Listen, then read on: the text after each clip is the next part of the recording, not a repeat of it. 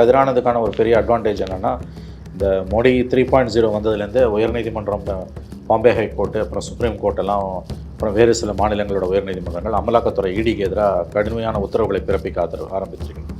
மோடி 2.0ல் இருந்த அட்டூழியத்தை இடியால் இப்போ பண்ண முடியல.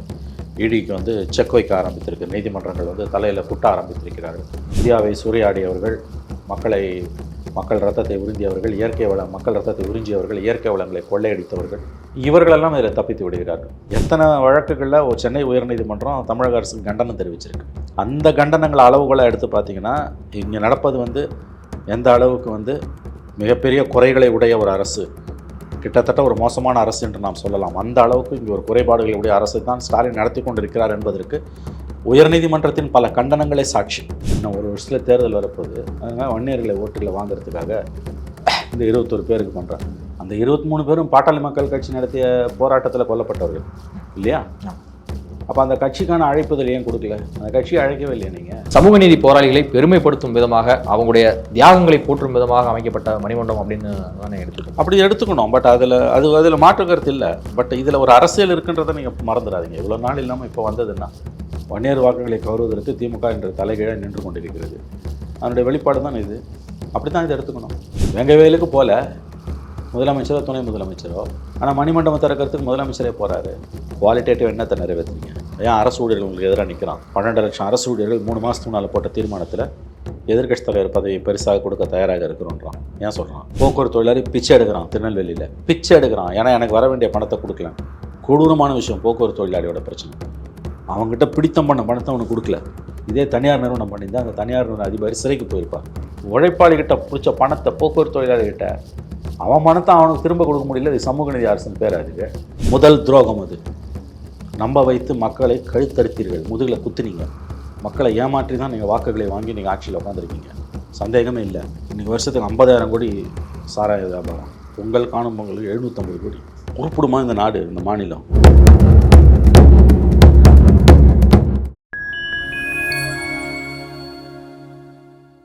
ஃபைன் டைம் வாய்ஸ் நேயர்களுக்கு வணக்கம். நான் உங்கள் சங்கீதுவன். நம்ம சிறப்பு நிகழ்ச்சியில் நம்மோடு இணைந்திருக்கிறார் மதிப்பிற்குரிய மூத்த பத்திரிகையாளர் திரு மணி அவர்கள். வணக்கம் சார். வேலூர் எம்பி கதிரானந்த் அவருடைய வீட்டில் வந்து சமீபத்தில் அமலாக்கத்துறை வந்து ரெய்டெலாம் வந்து நடத்துனாங்க. 2019ஆம் ஆண்டும் இவர் எலெக்ஷனில் வந்து முதன்முறையாக போட்டியிட்ட போதும் அப்போ இடிஐடி எல்லாமே வந்து பயங்கரமாக இது பண்ணிட்டு போனாங்க. ஒரு 11 கோடி ரூபா சீஸ் பண்ணிட்டுலாம் போன ஒரு விஷயத்தை பார்த்தோம். அதன் பிறகு 13.7 கோடி ரூபாய் வீட்டில் வந்து எந்த ஆவணமும் இல்லாத ஒரு பணம் வந்து இருந்திருக்கு அப்படிங்கிறத பற்றி நான் கடந்த நேர்காணலே கூட நம்ம பேசியிருந்தோம். இது குறித்து வாதிக்கப்படணும் அப்படின்னு சொல்லி அமலாக்கத்துறை மீண்டும் அவரை நேற்று விசாரணைக்கு அழைத்து கிட்டத்தட்ட ஒரு 5 மணி நேரத்துக்கு மேலாக விசாரணை நடத்தியிருக்குது. இப்போ இதெல்லாம் பார்க்கும்போது கதிரானந்துக்கு தலைக்கு மேலே ஒரு கத்தி தொங்கிட்டு தான் இருக்கா? இல்லை, இஷ்யூ வந்து பெருசு. அவர் பெரிய அளவில் அந்நிய செலாவணி, அதாவது இது மணி லாண்ட்ரிங்னு சொல்லக்கூடிய பண பரிவர்த்தனையில் மாட்டியிருக்கிறார் என்பது உண்மை. அதனால தான் வந்து இடி இவ்வளோ தூரம் சீரியஸாக ப்ரொசீட் பண்ணுறாங்க. பட் அரெஸ்ட் இருக்காதுன்னு தான் தோணுது. ஏற்கனவே நம்ம அதை பேசியிருக்கோம். கைது நடவடிக்கை அநேகமாக இருக்காது என்று தோன்றுகிறது. 2 முறை விசாரணைக்கு வந்துட்டு போயிருக்காரு. போன வாரம் ஒரு தடவை போனார், நேற்று ஒரு தடவை போனார். ஏன்னா இந்த மாதத்துக்குள்ளே அவங்க இடி அந்த கேஸில் வந்து ரிப்போர்ட் ஃபைல் பண்ணணும் போல், கோர்ட்டில் ஃபைல் பண்ணணும்னு நினைக்கிறேன். அதனால் இந்த விசாரணைக்கு ஒத்துழைப்பு கொடுக்க சொல்லி கேட்டிருக்காங்க. அதுவும் விசாரணைக்கு ஒத்துழைப்பு கொடுத்ததாக தான் தகவல் வருது. அதனால் கைது நடவடிக்கை அநேகமாக இருக்காது என்று தெரிகிறது. 2வது, இதில் கதிரானதுக்கான ஒரு பெரிய அட்வான்டேஜ் என்னென்னா, இந்த மோடி 3.0 வந்ததுலேருந்து உயர்நீதிமன்றம், பாம்பே ஹைகோர்ட்டு, அப்புறம் சுப்ரீம் கோர்ட்டெல்லாம், அப்புறம் வேறு சில மாநிலங்களோட உயர்நீதிமன்றங்கள் அமலாக்கத்துறை இடிக்கு எதிராக கடுமையான உத்தரவுகளை பிறப்பிக்க ஆரம்பித்திருக்கணும். மோடி 2.0ல் இருந்த அட்டூழியத்தை இடியால் இப்போ பண்ண முடியல. இடிக்கு வந்து செக் வைக்க ஆரம்பித்திருக்கு. நீதிமன்றங்கள் வந்து தலையில் குட்ட ஆரம்பித்திருக்கிறார்கள். இப்போ நீங்கள் பார்த்தீங்கன்னா நேற்று கூட கர்நாடகா ஹைகோர்ட்டு சித்தராமையாவுக்கு இடி கொடுத்த சம்மன்ஸ்க்கு ஸ்டே கொடுத்துருக்கான். இதெல்லாம் கடந்த காலத்தில் நினைத்து கூட பார்க்க முடியாது. இடி வந்து ஒரு வெறிபிடித்த மிருகமாகத்தான் ஓடிக்கொண்டிருந்தது. இப்போ அதுக்கு நல்ல ஒரு தடுப்பணை போடப்பட்டிருக்கிறது. அதில் இருக்கக்கூடிய நெகட்டிவ் சைடு என்னென்னா, உண்மையிலேயே இந்தியாவை சூறையாடியவர்கள், மக்கள் ரத்தத்தை உறிஞ்சியவர்கள், மக்கள் ரத்தத்தை உறிஞ்சியவர்கள், இயற்கை வளங்களை கொள்ளையடித்தவர்கள், இவர்களெல்லாம் இதில் தப்பித்து விடுகிறார்கள்.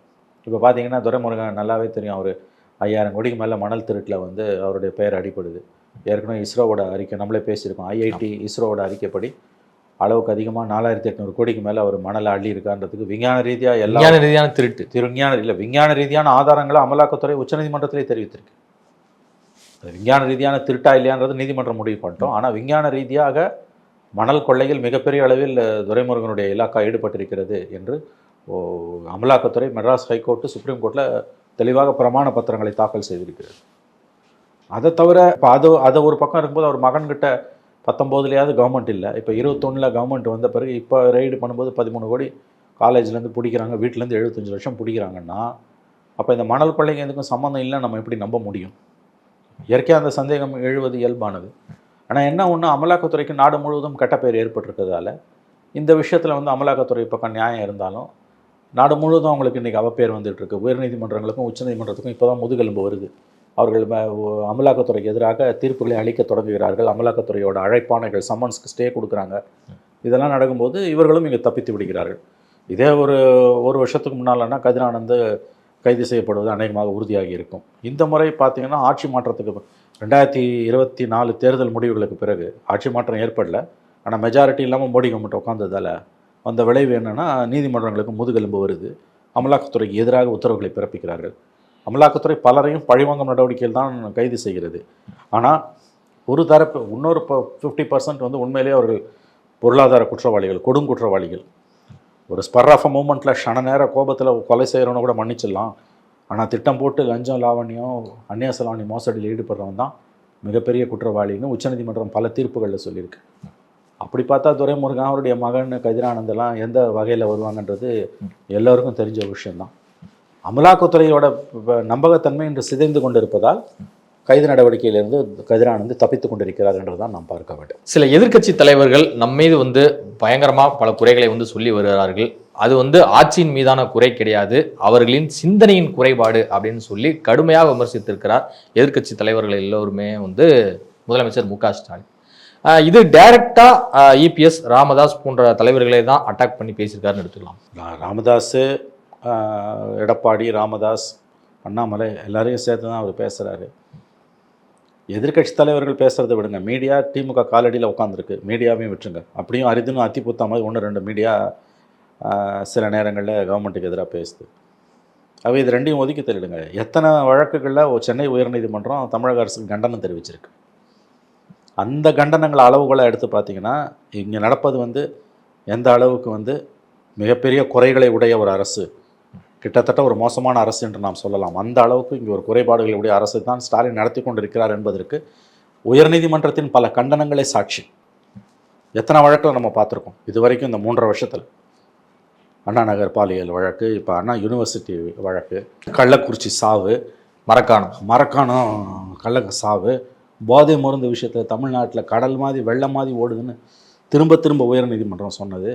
அடுக்கி கொண்டே போகலாம் இந்த அரசாங்கத்து மீது உயர்நீதிமன்றங்கள் தெரிவித்த கண்டனங்களை மட்டும். அதுதான் அளவுகோல். எடப்பாடியோ ராமதாஸோ ஊடகங்களோ எதிர்க்கட்சியோ மீடியாவோ வைப்பது கிடையாது அளவுகோல். அளவுகோல் எதுன்னா உயர்நீதிமன்றம் மற்றும் உச்சநீதிமன்றத்தின் கண்டனங்கள். அதற்கு முதலமைச்சர் ஸ்டாலின் என்ன பதில் சொல்வார்? சரி, எதிர்க்கட்சிகளுக்கு நோக்கம் இருக்கும், மீடியாவுக்கு நோக்கம் இருக்கும், உயர்நீதிமன்றங்களுக்கு நீதித்துறைக்கு என்ன நோக்கம் இருக்க முடியும்? அளவுகோல் நீதித்துறையின் கண்டனங்கள், மற்றதெல்லாம் ஒதுக்கி தள்ளிடலாம். எதிர்க்கட்சி ஆளுங்கட்சி எதிர்க்கட்சியும் வசை மாறி பொழிவார்கள். ஊடகங்களுக்கு போதிய தகவல்கள் இல்லை அல்லது அவங்க உள்நோக்கத்தோடு பேசுகிறாங்க. ஆனால் உயர்நீதிமன்றங்களுக்கு நீதித்துறைக்கு என்ன உள்நோக்கம் இருக்க முடியும்? நீதித்துறையின் உயர்நீதிமன்றத்தின் உச்சநீதிமன்றத்தின் அளவுகோல்களை மட்டும் நாம் எடுத்துக்கொண்டால் இந்த அரசு எந்த அளவுக்கு ஒரு மோசமான பாதையில் போகிறது என்பதை தெரிந்து கொள்ளலாம். ஆகவே அந்த கோணத்திலிருந்து நாம் பார்க்கும்பொழுது ஸ்டாலினுடைய இந்த கருத்துக்கள் தவறானவை என்பதுதான், அபத்தமானவை, உண்மைக்கு மாறானவை என்பதுதான் என்னுடைய கருத்து. 21 சமூக நீதி போராளிகளுடைய மணிமண்டபத்தை வந்து திறந்து வைத்திருக்கிறார் தமிழ்நாடு அரசு சார்பில் முதலமைச்சர் மு க ஸ்டாலின். இங்கு நிறைய விஷயங்கள் குறிப்பிட்டு வந்து பேசியிருக்கிறாரு. வன்னியர்களுக்கு சேர்த்து எம்பிசி பட்டியலை வந்து கொண்டு வந்தவர் வந்து கலைஞர் தான். ஆனால் அதிமுக ஆட்சி காலத்தில் தான் வந்து 21 சமூக போராளிகள் வந்து சுட்டுக் கொல்லப்பட்டார்கள் அப்படிங்கிற பல்வேறு விஷயங்களை எடுத்து சொல்லியிருக்கிறாரு. வட மாவட்டங்களை குறிவச்சு ஸ்டாலின் ஏதோ ஒரு புது அசரத்தை எடுக்கிறார். எல்லா மாவட்டங்களையும் குறிவைத்து தான் எடுக்கிறாங்க. இது முழுக்க வாக்கு வங்கி அரசியலை சார்ந்தது. இன்னும் ஒரு வருஷத்தில் தேர்தல் வரப்போகுது. அதனால் வன்னியர்களை ஓட்டுகளை வாங்குறதுக்காக இந்த 21 பேருக்கு பண்ணுறாங்க. அந்த 23 பேரும் பாட்டாளி மக்கள் கட்சி நடத்திய போராட்டத்தில் கொல்லப்பட்டவர்கள் இல்லையா? அப்போ அந்த கட்சிக்கான அழைப்புதல் ஏன் கொடுக்கல? அந்த கட்சியை அழைக்கவே இல்லையா நீங்கள்? அதுவும் பேசப்படும் பொருளாக மாறும் இல்லையா? அழைத்தாலும் பிரச்சனை. ஏன்னா இவங்க பிஜேபி பாமகவோட கூட்டணி போகிறாங்களான்னு பேச்சு வரும். அழைக்கலைனாலும் பிரச்சனை. அந்த 21 பேர் எந்த இயக்கத்தை சார்ந்தவர்கள் என்பதையும் முதலமைச்சர் சொல்லணும் இல்லையா? பாமக 87 நடத்தின அந்த சாலை மறியல் போராட்டம் மிக உக்கிரமாக நடந்தது. இன்ஃபேக்ட் வந்து பொதுமக்கள் பெரிய அளவில் பாதிக்கப்பட்டாங்க. துப்பாக்கி சூடு நடந்தது. எம்ஜிஆர் உடல்நலம், ஆமாம் 87 எம்ஜிஆர் உடல்நலம் குன்றி இருந்த காலகட்டம் அது. மிகப்பெரிய அளவில் பாமகவுடைய அந்த போராட்டத்தில் வன்முறை வெடித்தது. ஆனால் ராமதாஸோட ரோல் வந்து இந்த வன்னியர்களுக்கான இடஒதுக்கீடில் நம்ம குறைச்சி மதிப்பிட முடியாது. குறைகள் இருந்தாலும் பாமக ராமதாஸுடைய வன்னியர் சங்கம் ராமதாஸுடைய முன்முயற்சி இல்லைன்னா வன்னியர்களுக்கான இடஒதுக்கீடு என்பது கிடைத்திருக்காது. இந்த 21 பேரும் வன்னியர் சங்கம் பாமக அமைப்பை சேர்ந்தவர்கள் தானே. அப்போ அந்த கட்சிக்கான ஒரு முறையான அழைப்பிதழோ அல்லது கௌரவமோ ஏன் கொடுக்கப்படவில்லை? கூப்பிட்டு அழைச்சா சொல்லுவாங்க, எனக்கு புரியுது, விமர்சனம் வரும். பட் ஸ்டில் அவங்களை அழைக்காமல் நீங்களாவே வந்து எப்படி வந்து இதை நடத்த முடியும்? எம்ஜிஆர் பீரியடில் நடந்த துப்பாக்கி சூடுனா அதுக்கு பிறகு திமுக பீரியட்லேயும் தான் நிறைய பிரச்சனைகள் வந்தது.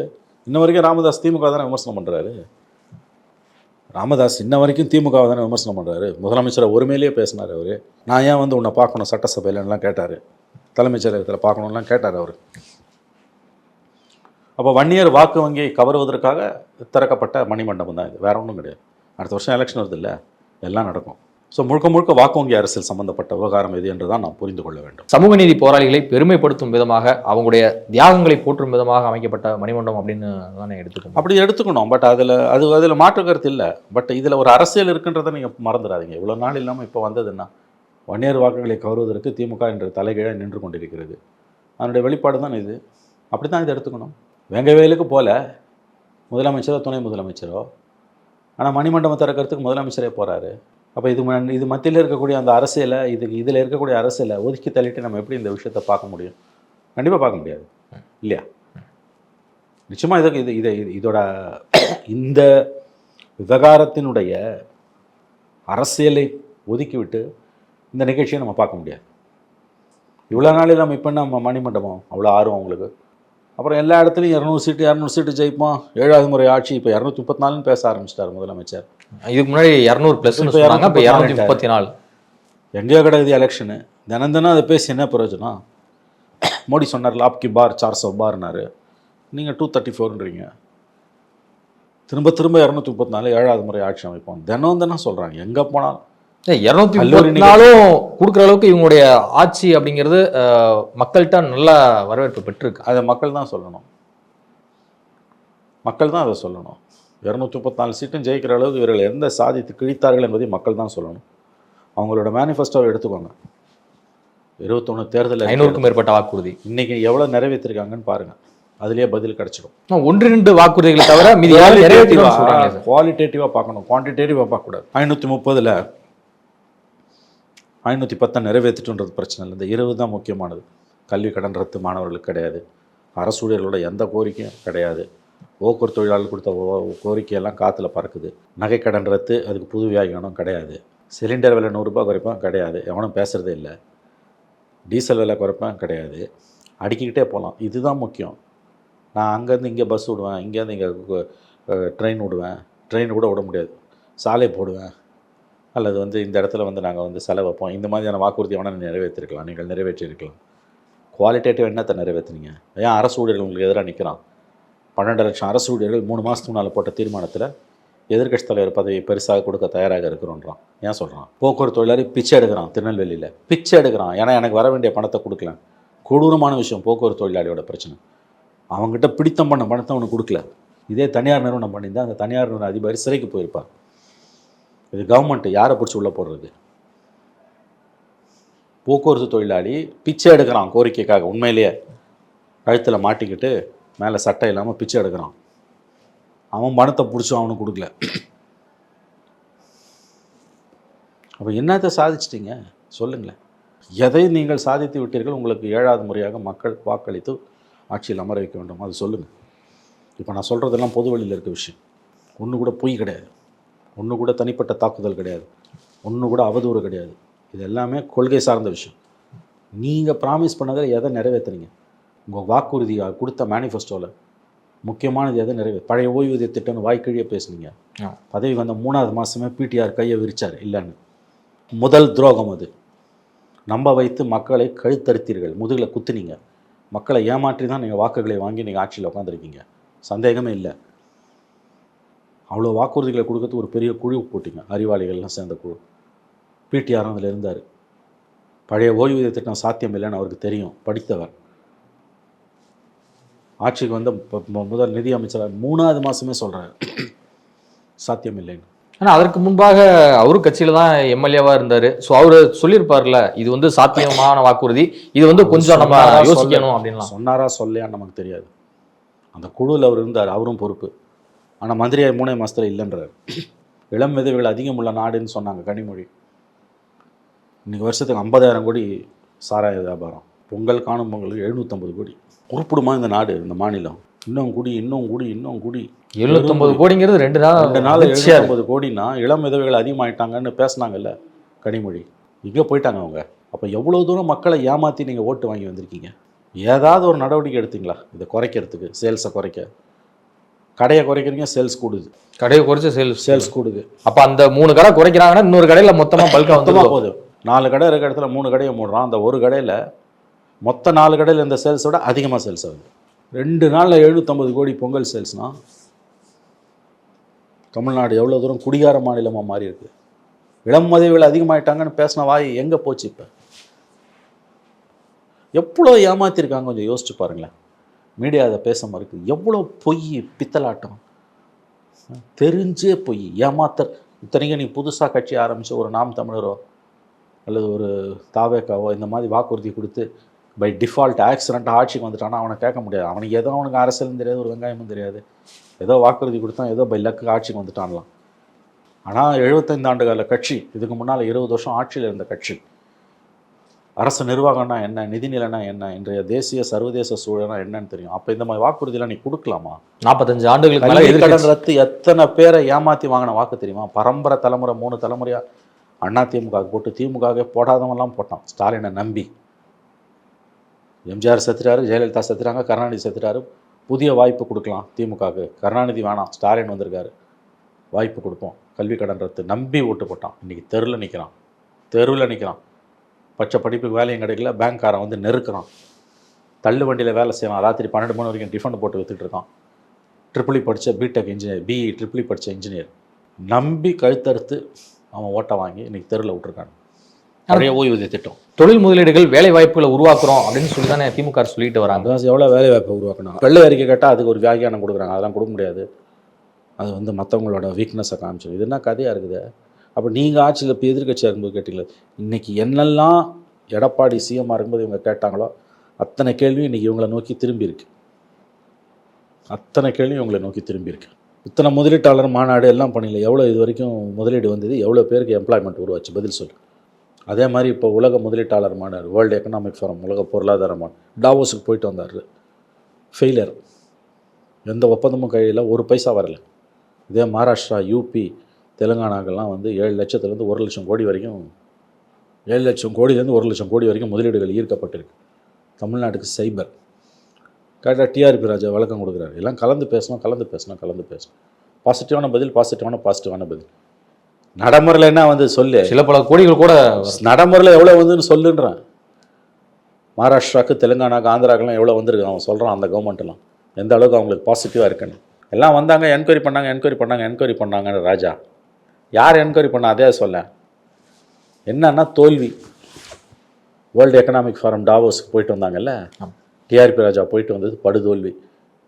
ஒரு முதலீட்டாளரும் தமிழ்நாட்டுக்கு வரல. இதை தான் அன்புமணி ராமதாஸும் எடப்பாடி பழனிசாமியும் சொல்கிறாங்க. அவங்க 2 பேரும் சொல்கிறது முழுமையான அறிக்கை வெளியிடுன்னு கேட்குது. ஆமாம், உடனே அது தனிப்பட்ட முறையில் எடப்பாடியை திட்டி தான் ராஜாவால் பேச முடியுதே தவிர அவர் கேட்ட கேள்விக்கு பதில் இல்லை. இது ஒரு மாநாடு தமிழ்நாட்டில் நடத்துறீங்களா? இது வரைக்கும் எத்தனை முதலீடுகள் கையெழுத்து தான் ஆயிருக்கு? ஒத்த பைசா முதலீடு வந்ததா? அதுக்கு தானே வெள்ளை அறிக்கை கேட்குறாங்க. அப்போ நீ சொல்கிறதெல்லாம் கேட்டுக்கணும். எழுத்து காட்டினா நீ அவனை துரோகின்வேன். எடப்பாடி பழனிசாமி கேட்குற ஒரு கேள்விக்கு பதில் இல்லை. மாற தனிப்பட்ட முறையில் எடப்பாடி மீதான தாக்குதல் தான் அதிகமாக இருக்குது. ஆகவே சொல்லொன்று செயல் ஒன்று என்பதுதான் திமுக அரசாங்கத்தின் லட்சணம். ஆட்சியின் மீது குறை இல்லைன்னு ஒரு முதல்வர் சொல்வதை எப்படி? அவர் அப்படி தாங்க சொல்லுவார். எல்லா முதலமைச்சரும் அப்படி தான் சொல்லுவாங்க. குறைஞ்சபட்சம் அவங்கெல்லாம் பேசாமல் இருப்பாங்க. அது எப்படி குறை இல்லாமல் ஒரு ஆட்சி இருக்க முடியும்? குறை இல்லாமல் ஒரு ஆட்சி எங்கேயுமே இல்லை, சாத்தியமே இல்லை, உலகின் எந்த பாகத்திலும் இல்லை. ராமராஜ்யன்றது ஒரு கனவு, உட்டோப்பியா. உலகில் ஓர்புறத்தும் இல்லை என்னுவான் பாரதி. உலகில் ஓர்புறத்தும் இல்லை, எங்கேயுமே கிடையாது, எந்த கவர்மெண்ட்லையும் கிடையாது. அப்படி ஒன்று இல்லவே இல்லை. அப்போ யாரை ஏமாத்துறதுக்கு இந்த வேலை? ஏன்னா தேனும் பாலமா ஓடுது. தேனும் பாலம் ஓடுதுன்னா அவங்க போக்குவரத்து தொழிலாளி ஏன் பிச்சை எடுக்கிறான்? சென்னையில் 22 டிசம்பரில் ரிட்டையர் ஆனவனுக்கு இன்ன வரைக்கும் ஓய்வூதியம் பலன்கள் கொடுக்கல. அரசு விரிவுரையாளர்கள் நிலைமை தெரியல. கஸ்ட் லெக்சரர்ஸ் கிட்டத்தட்ட 8000 பேர் 15 நாளாக தமிழ்நாடு பூரா பல கல்லூரிகளில் 24 மணி நேரமும் உள்ளிருப்பு போராட்டம் பண்ணிகிட்டு இருக்கான்.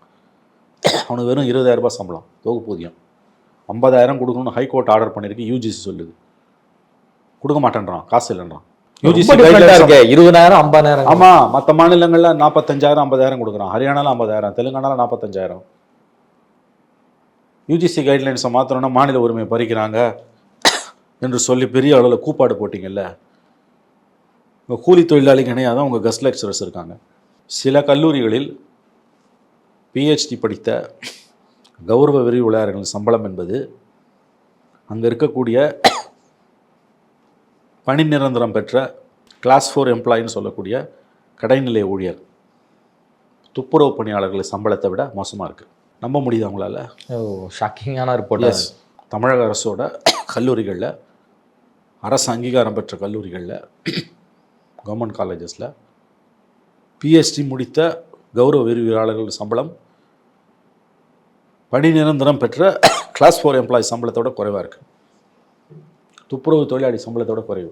அப்புறம் யூஜிசி விதியில் மாற்றினா என்ன, மாற்றாட்டி என்ன? எல்லா அதிகாரத்தையும் கவர்னர் எடுத்துக்கிறாரு, முதலமைச்சர்கள் இல்லை அப்படின்லாம் நீங்கள் பேசுகிறீங்க, தீர்மானம் போடுறீங்க, மற்ற மாநில முதலமைச்சர்கள் கடிதம் எழுதுறீங்க. நடைமுறை என்ன? கோர்ட்டு சொல்லுது அவங்களுக்கு 50,000 மினிமம் கொடுக்கணும்னு. அவங்க யூஜிசி ஸ்கேல் கேட்கல. யூஜிசி வந்து கன்சாலிடேட்டட் பே மினிமம்னு ஒன்று வச்சுருக்கான், 50,000. அதை கொடுன்னு தான் கேட்குறேன். அதை கொடுன்னு ஹைகோர்ட்டும் ஆர்டர் பண்ணிடுச்சு 8,000 பேருக்கு. தமிழ்நாட்டை இருக்குது. இப்போ இருக்கிறத விட 2 மடங்கு கூட வரும், அவ்வளோதான். நீங்கள் உங்களுடைய வாக்கு வங்கி அரசியலுக்காக செய்யக்கூடிய இல்லத்தரசிகளுக்கு 1000 தமிழ் முதல்வன் ஸ்கீமு, இதுக்கெல்லாம் நீ பணத்தை திருப்பி விட்டது. இன்றைக்கி உழைச்சவனுக்கு காசு இல்லை. போக்குவரத்து தொழிலாளர்களுக்கு பிடித்தம் செய்த பணம் வேறு செலவுகளுக்கு திருப்பிடப்பட்டிருக்கிறது. இது அந்த சங்கங்கள் யூனியன் சொல்லுது. போக்குவரத்து தொழிலாளி இன்னைக்கு ரிட்டையர் ஆகி போகும்போது அவனுக்கு பெனிஃபிட் கோடி எங்கே போச்சுன்னு கேள்வி எழுப்புறாங்க. பெனிஃபிட்டே கொடுக்கறது இல்லை. போக்குவரத்து தொழிலாளிக்கு பிடிச்ச பணத்தை, அவனுக்கு கொடுக்க வேண்டிய பணத்தை அவனுக்கு கொடுக்காம ஏமாத்துது கவர்மெண்ட்டு. அவங்க என்ன சொல்கிறாங்க, கூடிய விரைவில் இது அரசு ஊழியர்களுக்கும் வரும்னு. கவர்மெண்ட் எம்ப்ளாயிஸ்க்கு இந்த நிலைமை வரப்போகுது. நிதி நிலைமையை பற்றி எடப்பாடி பேசினா இவர்கள் வந்து கடுமையாக எடப்பாடியை திட்டி அறிக்கை கொடுக்குறாரு தங்கம் தென்னரசு. இதே தங்கம் தென்னரசு தான் அசம்பிளியில் பொங்கலுக்கே 1000 ரூபாய் கொடுக்கலன்னா நிதி நிலைமை மோசமாக இருக்குன்றாரு. ஏன் இவர் இப்போ தற்காலிக பணியாளர்களை நிரந்தரப்படுத்தலைன்னா நிதி நிலைமை மோசமாக இருக்குன்றாரு. போக்குவரத்து தொழிலாளிக்கு அவனுக்கு கொடுக்க வேண்டிய பணங்க, இவங்க யூஜிசி பணம், இந்த கௌரவ விரிவுரையாளர்கள் பிரச்சனைலாம் சம்பளம் கூட கேட்குறான், இது வேற. ஆனால் போக்குவரத்து தொழிலாளி அவங்ககிட்ட பிடிச்சம் பண்ண பணம் இருக்குல்ல, அதை கொடுக்க முடியலன்னா இப்போ இது என்ன கவர்மெண்ட்டு? அவன் பணங்க இது. அவன் வந்து ஊதிய உயர்வு கேட்கல, உழைச்ச உழைப்புக்கு அவனுக்கு பிடிச்சது அவனோட செட்டில்மெண்ட்டை கொடுக்காம நீ பண்றன்னு இதை தனியார் நிறுவனம் பண்ணா இது மோசடி, ஜெயிலுக்கு போவான் முதலாளி. இங்கே யாரை பிடிச்சி ஜெயிலில் போடுறது? எந்த லட்சணத்தில் கவர்மெண்ட் இருக்குன்னா போக்குவரத்து தொழிலாளிக்கு அவனுக்கு சேர வேண்டிய பணத்தை, பிடித்தம் பண்ண பணத்தை திருப்பிட்டானுங்க வேற எங்கேயோ. அப்போ இந்த லட்சணத்தில் தான் கவர்மெண்ட் இருக்குன்னா மக்கள் எல்லாம் சந்தோஷமாக இருக்காங்கன்னு எப்படி சார் சொல்ல முடியும்? நான் சொல்கிறதெல்லாம் பொது வெளியில் இருக்க விஷயம். பொது வெளியில் இருக்க விஷயத்தை மட்டும்தான் நான் பேசுகிறேன். போக்குவரத்து தொழிலாளர் நேற்றுக்கு முந்தா நாள் கொடுத்த பேட்டி கூட அதுதான் சொல்லுது. அவங்க போட்டு பிச்சை எடுக்கிறாங்க, ஸ்லேட்டில் எழுதி பிச்சை எடுக்கிறாங்க. அப்போ நீங்கள் இந்த மாதிரியான ஒரு மோசமான அரசாங்கத்தை நடத்திக்கிட்டு சமூக நீதி அரசுன்னா ஊழியர் உழைப்பாளிகிட்ட பிடிச்ச பணத்தை போக்குவரத்து தொழிலாளிகிட்ட அவன் பணத்தை அவனுக்கு திரும்ப கொடுக்க முடியல, இது சமூக நீதி அரசுன்னு பேர் அதுக்கு. ஆகவே மோசமான நிலைமையில தான் தமிழ்நாடு இருக்குது. அதாவது வந்து ஆன்டி இன்கம்பன்சி, அரசுக்கு எதிரான கொதிநிலை கீழே பயங்கரமாக இருக்குது. துரதிர்ஷ்டவசமாக அதை நல்ல விதமாக வளர்த்தெடுத்து அரசாங்கத்துக்கு எதிரான பொலிட்டிக்கல் நேரேட்டிவாக மாற்றுறதுக்கு இங்கே தலைவர்கள் இல்லை. எடப்பாடியும் முடியல. எடப்பாடியும் விஷயம் தெரிஞ்சவராகவே தெரியல. அவர் அண்ணாமலையாலையும் ஒன்றும் பண்ண முடியல. எதிர்கட்சியே இல்லை. தட்டி கேட்க வேண்டிய இடதுசாரிகள் விசிக்கெல்லாம் திமுகவோட கொத்தடிமைகளாக மாறி நின்று கொண்டிருக்கிறார்கள். லிட்ரலி இவர்கள் கொத்தடிமைகள். இதுவரை உங்கள் பல்வேறு கருத்து கொடுப்பதற்கு நன்றி சார். நன்றி.